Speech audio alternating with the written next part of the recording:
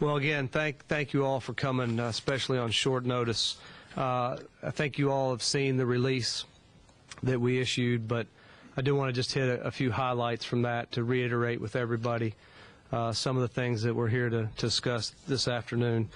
First of all, I do want to let everyone know that June Jones has resigned his position as head football coach at SMU. And it wasn't a decision that he reached easily, but it was one that he felt and we agreed was best for him and for SMU. The associate head coach and defensive coordinator, Tom Mason, is going to take over in an interim role, and so we're pleased that he's agreed to do that and will lead our team the rest of the season. Many of you know this, but it has to be said. I mean, Coach Jones was one of the most influential people on the Hilltop since the program was reinstated in 1989. He did a tremendous job. When you think about where SMU was before his arrival in the quarter of a century that we were dormant as it relates to on-the-field success, and what he was able to do to build our program and to take us to 4 consecutive bowl games and win 3 bowl championships and produce NFL caliber players and so on, is really just incredible. And I can't overstate his importance to reestablishing SMU on the national scene. His decision to resign was his own. I want to reiterate that. And we certainly, again, are appreciative of all the contributions he made to our program. Right now, we're committed to giving Coach Mason and the staff and our student athletes our best the rest of the season. As you can imagine, when we talked to the team earlier today, they were surprised and saddened. They gave Coach Jones a standing ovation, and very deservedly so. It was very emotional. But I know that they'll be ready to go and to prepare and to get back out to practice tomorrow. And we're asking at this time as well that all the Mustang Nation pull together and really provide them with the support that they deserve these last 10 games of the season. At the appropriate time, we will conduct a national search for the next head football coach at SMU. There's no urgency to get that process underway, but we'll certainly do that the right way at the right time, and we'll be looking for a coach that shares our vision to be the best football program in our conference, to do things the right way, and to share our values and the educational mission of the university. And just as our university aspires to greatness, again, that's our vision as well. We have a lot of assets here that we want to leverage and promote. Again, we think we can be the best, and one of those assets is the support that we receive from our leadership, and in particular, President Turner and the Board of Trustees. It's unbelievably powerful when you know you have support from the very top. And so at this time, I want to turn it over to President Turner for a few remarks as well. Thank you, Rick. And I, too, want to thank June Jones for the leadership he provided to the team and really for what he did within DISD. Not many people know how much he contributed to the development of young men that he thought were at risk and that he wanted to make sure had a chance to not only go to high school but perhaps play athletics, but not necessarily. And really his posture relative to the educational mission of the university was always a very strong one. And he was very visible on campus at university-wide events and at things that involved the faculty and the staff and others. So he was a great university citizen as well as a football coach. And I don't think anybody will ever forget the excitement of going to Hawaii and being a big underdog and then winning that game so decisively against the University of Nevada, Reno. They remember it, and we do too. But it was one of those great comebacks that I think all of us were hoping for, and certainly we enjoyed them in going to 4 bowls during those 6 years. We wish June the very best. You can't know June and not like him. He's never lost a friend he ever made anywhere in his whole 60 years. And I think that's why so many people have felt so strongly about his time here and wanted to come and be supportive of it, and then are being very supportive of him now. We will, as Rick said, be getting underway with a search at the appropriate time. But right now, what is at hand is to make sure that Tom Mason, the coaches, and the players have all the support that they can have during this transition period. I think whenever you're in administration or in a position of importance, you always want to know that when you leave something, that something's been achieved and it's better than when you found it. And certainly we can say that with June, because like I said, 4 bowls in 6 years we just hadn't done in a very, very long time. And so we thank him for it and wish him the very best. And obviously we'll be talking with him as he does decide where he goes next. But we're very grateful for what he provided SMU during his 6 years here. So this time, if anyone has any questions, be happy to answer them. If you can ask a question, just let me know and I'll bring it over to you. Is there a chance that Tom Mason can keep the job? How is that left to him, or is it for sure going to be somebody else at the end of the year? No decisions have been made, Bill, so nothing's for sure. It'll be a national search, and everyone will be considered. In the press release, it mentioned some personal issues. How much did those personal issues affect the on-field performance of the team this year?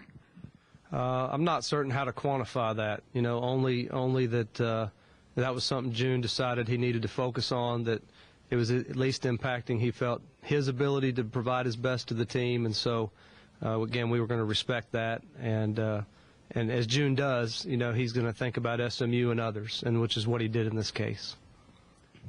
Hi. When you hired a recent basketball coach, you went after a marquee name. Obviously, June Jones was a marquee name at the time. How much of that do you think will translate into success, and is that a priority for you when you hire the next football coach? You want to start? I think since I was here for both of those, certainly when you start a search, you want to get the best person available. And there are many times you do searches and that individuals you might be interested in are simply not available. They're tied up. And so a lot of it depends upon who is willing to be considered. And June was at a time in Hawaii that he was interested in looking somewhere else. And he wanted to go to a private school, and he had identified SMU among 3 or 4 that might be possible for him someday. Interestingly enough, Larry Brown was in the same situation, and so both of them contacted us. And so I'd like to say, you know, we absolutely put on a great net and found them. But the truth of the matter is, in most searches, whether it's athletics, faculty, or for vice presidents and deans, you make it visible enough. You try to make sure people understand what the opportunities are. You have a consultant that calls a lot of people, I mean a lot of people, and there'll be a lot of coaches called by whoever we hire as a consultant, I can assure you. And some are available and some are not. And so what we want is the best one, whether it's somebody who has a great deal of experience or somebody who may be a lot younger but has been very successful in wherever he's been. And so you look for the best person. And I know Rick has been involved in this also many a time. And so it's never an easy process, and it's one that doesn't have a foregone conclusion. But I think what Rick said is that Tom Mason would be a part of it if he wants to be a part of it. But then you see who's there and who you can talk into being interested, and who themselves are at that point in their career or their family or whatever else that they'd be willing to move. When the Texas Rangers made an announcement like this a couple of weeks ago, they said they were not surprised at all that they had been having discussions with their manager before he stepped down. Were you caught off guard at all by Coach Jones saying personal reasons he was going to step down?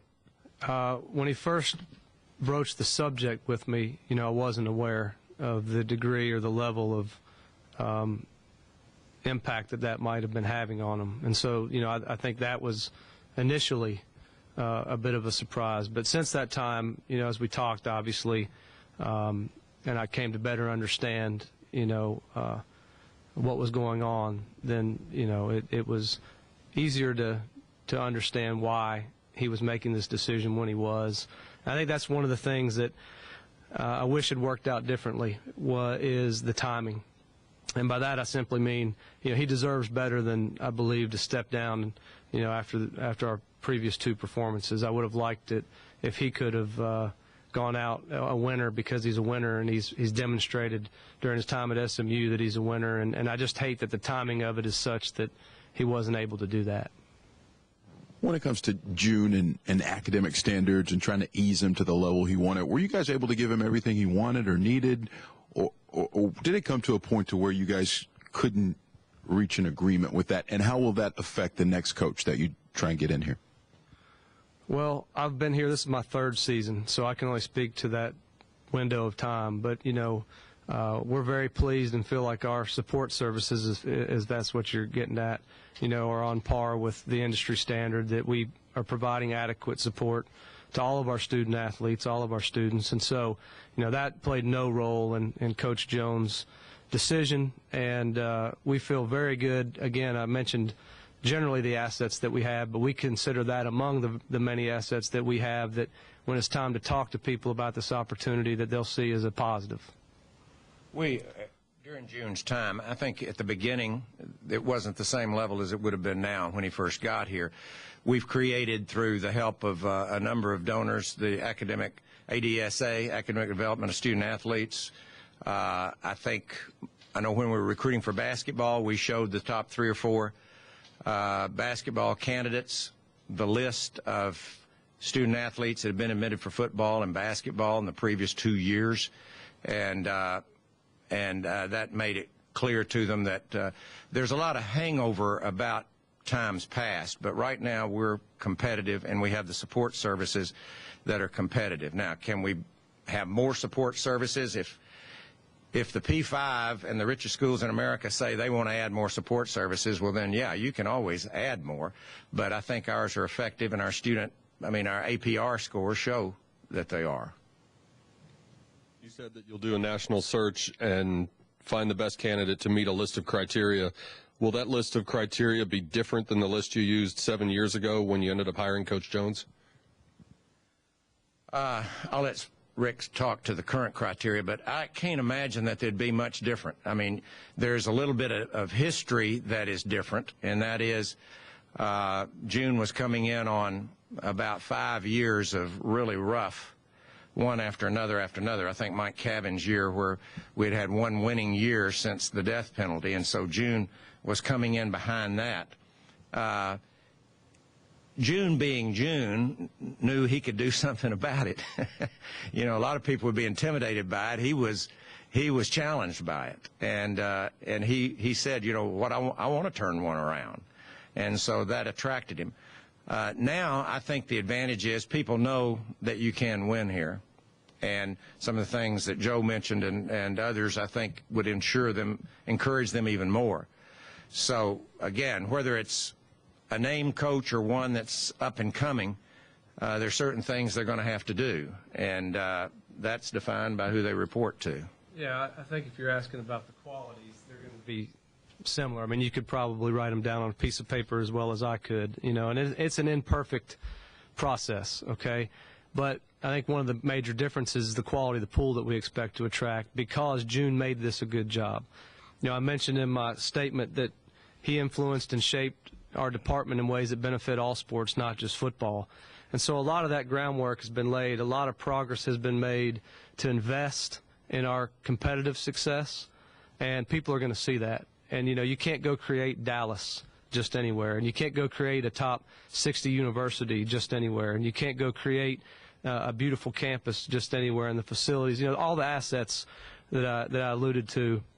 So we feel like, in large part because of June and his impact and the progress our program has made under his leadership, that this is a great job, and that there'll be a great deal of interest, and that we ought to expect to attract some of the best coaches that are available.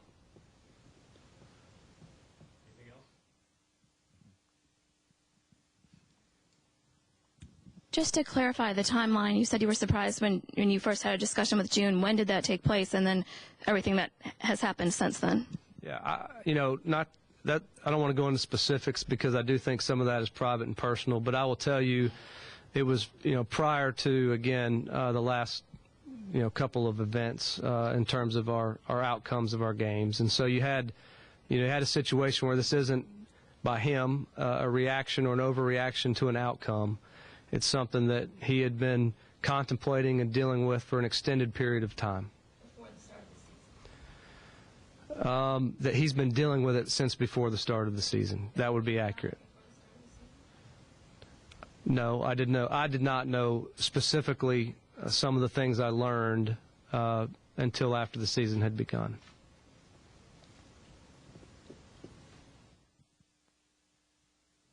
Where do you see the program going from here? Do you think this is going to be a setback, or do you think they'll continue to play how they've been playing? Well, I think for this season, again, we're obviously going to face some challenges in addition to the ones that we already knew about. I talked to the team earlier today. Our coaches have talked to the team. They've already had position meetings, and they know that.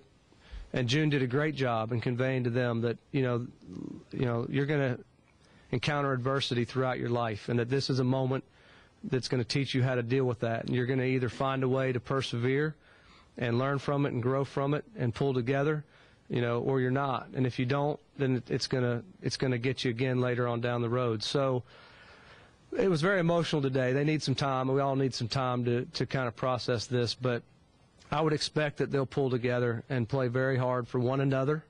I would expect that you'll see great effort and energy.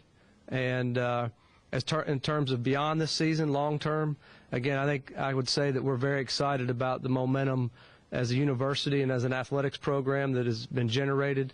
I think nationally, people feel really good about SMU. And so I feel like, again, because June is departing with the program in much better shape than he found it, long term, I think we're well positioned for even greater success. I think, too, teams kind of reflect, in many ways, the head coach. And June had a very developed system that required him to be able to think through it and think clearly about it and develop it. If you know Coach Mason, he's a little more emotional, as most defensive coordinators are. And so I think those of you that know him will expect to see some of that reflected in the team in maybe different ways than it might have been with June, because it has been my experience that teams in many ways do kind of show some of the personality of their head coach. And so I think you will see a little change there. I guess just how disappointing has this season been so far? I mean, has it been lower than expectations or about where you think you should be with a young team?